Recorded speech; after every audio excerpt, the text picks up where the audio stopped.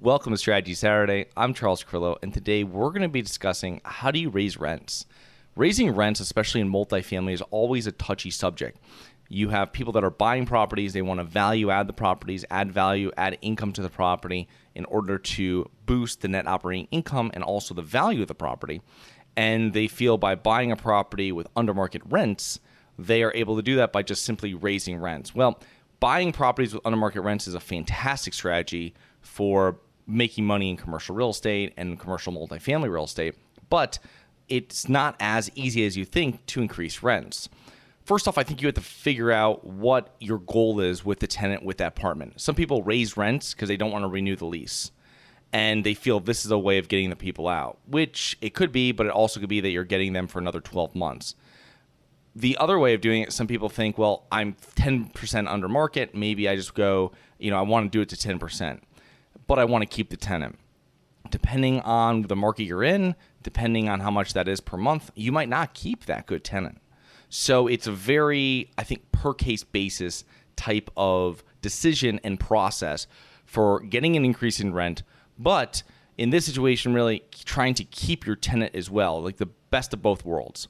So getting long-term leases in place at a slightly higher rate is an alternative to, getting annual rent increases. And this is mostly with commercial, where you'll have those rent increases already done in the leases, and you'll say every year goes up 3% or 5%, whatever it might be. And at that point, it makes it easier where you don't have to have this conversation for another 5 years. Now, when you're doing leases over a year in most states, it's a whole different process than 1 year leases. I don't suggest for multifamily that you're getting more than 1 year leases because you need a witness and all this stuff in most states. Speak to your attorney before you make your decision, but just my thoughts on that. When you're doing these annual rent increases, though, I try to keep it under 5% in most situations. Even if, say, for example, I'm renting a property right now to a tenant for $1,000 and they have a renewal coming up, market's $1,100, I'll probably go up to $1,050 on that if it's a good tenant and I want to keep the tenant.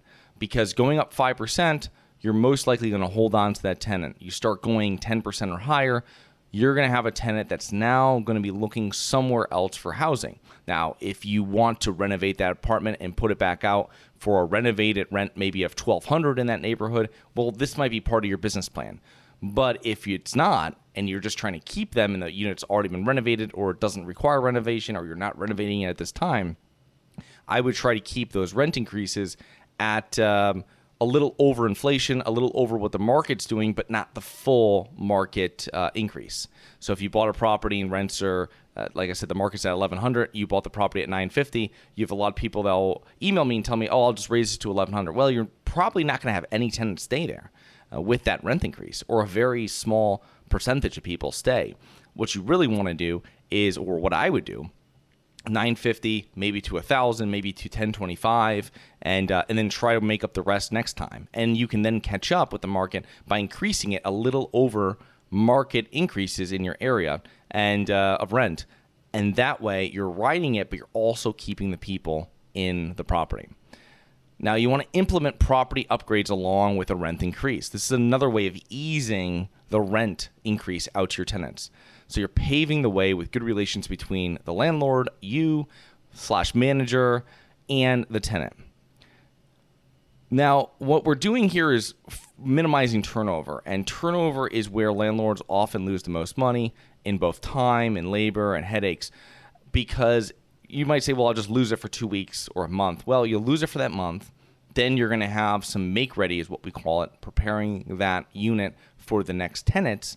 That's going to cost money. So you might, even if you can get the people out, do the make ready, and get it rented within 30 days, you might still lose 2 months of rent, 1 month of actual rent lost, and 1 month of work that you did to the unit. That's a huge amount. That's 16-17% of the gross income potential on that unit is gone because you wanted to grab an extra 5% or 4%. Whereas if you figured out exactly where you can move it to without an issue, that would be a much better plan. I say keep annual rent increases under 5% or at 5%, and make sure that when you have these incremental increases to achieve your desired effect of keeping the tenant in while also receiving additional rent. Now, when you're implementing property upgrades along with rent increases, this is a huge thing. And this doesn't have to be, there's not a set way of doing this. I mean, the best way of doing this is if you have a business plan of what you want to do to a property, to work that business plan as you're raising rents. You buy a property in January, you start doing work to the property, you know that it needs additional parking, and you have some land there you're going to pave or you're going to gravel for additional parking. Okay, start doing that.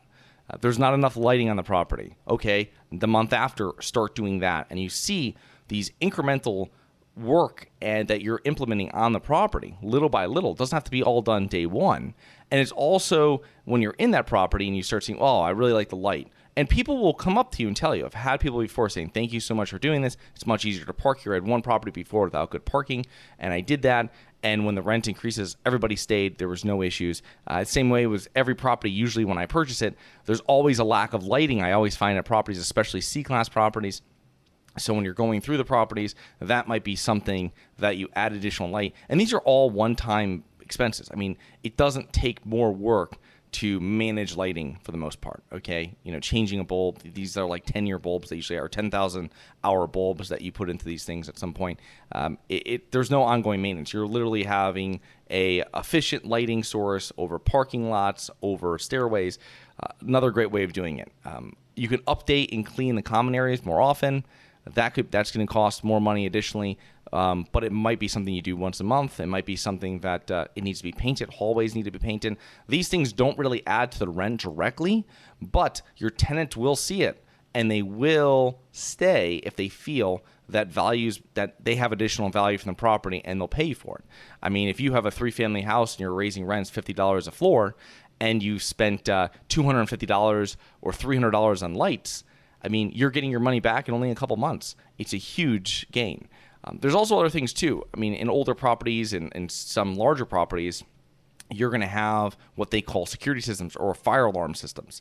And these are becoming more and more required by municipalities. Add that in. That's going to be something where you see it, and they don't have to know that it's required from the state. You just say, hey, we're doing work to this property. We've done this. You can also drop notes. You can also communicate with the tenants with your good relationships and let them know with your intentions for the property. I've had people move in before and say, listen, you're moving in 3 months, we're going to be changing this whole heating, cooling element that you have here in your property, right? This AC unit's going to be changed. This furnace is going to be changed. We're going to change out these windows, and then you make sure that you follow through with it. But when they see that, that's going to be something too. You can also tell the tenant beforehand that you're going to be making changes before when you're renting to them. And some people ask why you're not doing it at that time. Some people might ask later. But it could be something that, hey, in the next 6 months, we're going to do this. And that's definitely a great way when you're dealing with smaller properties, especially your first properties where you might not have all this cash up front for all these changes. And then just keeping in contact and keep the friendly communication via phone and text much more open for your tenants. And that's great if you're self-managing it. If you have a third-party management company, this can be a little bit more difficult. But if you're self-managing it, you have this text communication with your tenants, letting them know, hey, we just did this to the property, or hey, we're doing this. Drop off letters, hey, we're doing work to it. The consistency you or your managers at the property, it changes that whole persona that, hey, this landlord just wants my money, to, hey, he's a nice guy and he's cleaning up the place and all this. And that's not, you're not going to be able to make everybody happy, but it's just going to make, you're trying to ease attention really when you're raising rents. And that's really about doing work at the property, show people you're doing work consistently, even if it's small things. They keep on seeing you at the property, right? The last owner, there was trash in the yard or something like this. There was always hedges that he never cut. Well, now I'm having my lawn guy go out, and when he mows, every other week he trims. Like the last guy, twice a year he trimmed. And these little changes make it more so that people are going to have more pride where they're living, so they're going to take better care of your property. But also, when that rent increase comes around, it's going to make it a much easier conversation. And there might not be a conversation. The other thing, too, is that when you're making these rent increases, let them know what the market is. Let them know hey, we're putting you at $10.50. Just to let you know, next door is for rent at $11.25, and it's a higher floor than yours is. And these are things that people might not be aware of. If you're living in an apartment and you're happy there, you might not be looking for another apartment. You might not know the market rents. And that's something that, just to let you know, we're about $75 a month under this, but we're making up because we're going to continue doing work at the property. We're going to paint this. We're going to do this. And then they might come to you with a couple of requirements. They might ask you to paint something if they've been there for a couple of years. They might ask you for paint if they want to do it themselves. I've had tenants ask me for paint to paint their own apartments. Perfectly fine.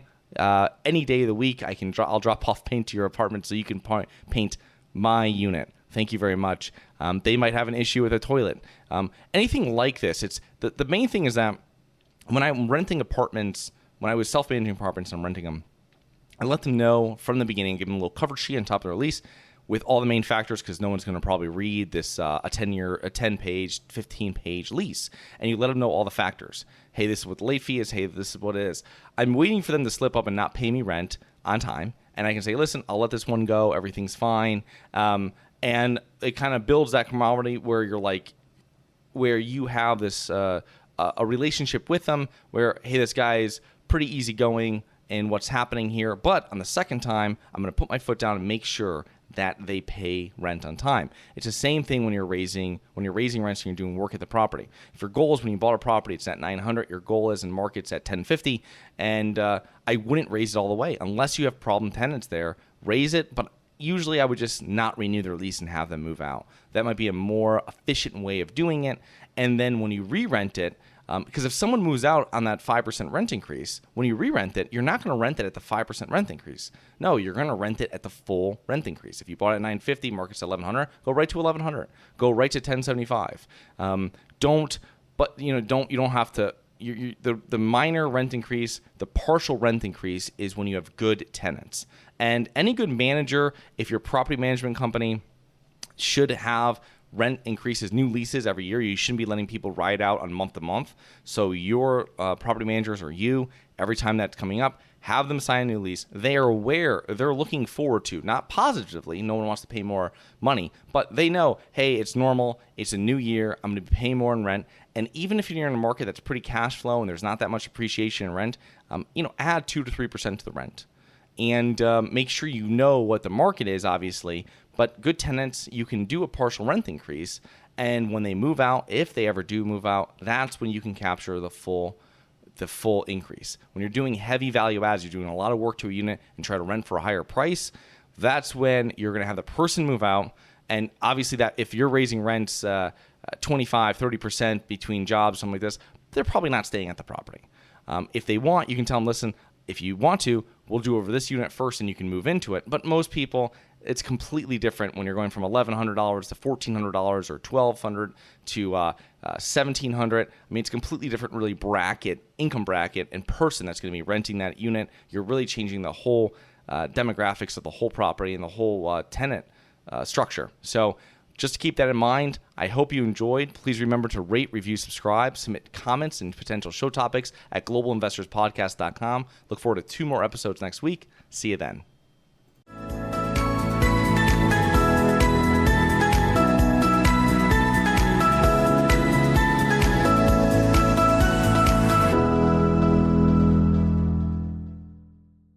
Nothing in this episode should be considered specific, personal, or professional advice. Any investment opportunities mentioned on this podcast are limited to accredited investors. Any investments will only be made with proper disclosure, subscription documentation, and are subject to all applicable laws. Please consult an appropriate tax, legal, real estate, financial, or business professional for individualized advice. Opinions of guests are their own. Information is not guaranteed. All investment strategies have the potential for profit or loss. The host is operating on behalf of Syndication Superstars, LLC exclusively.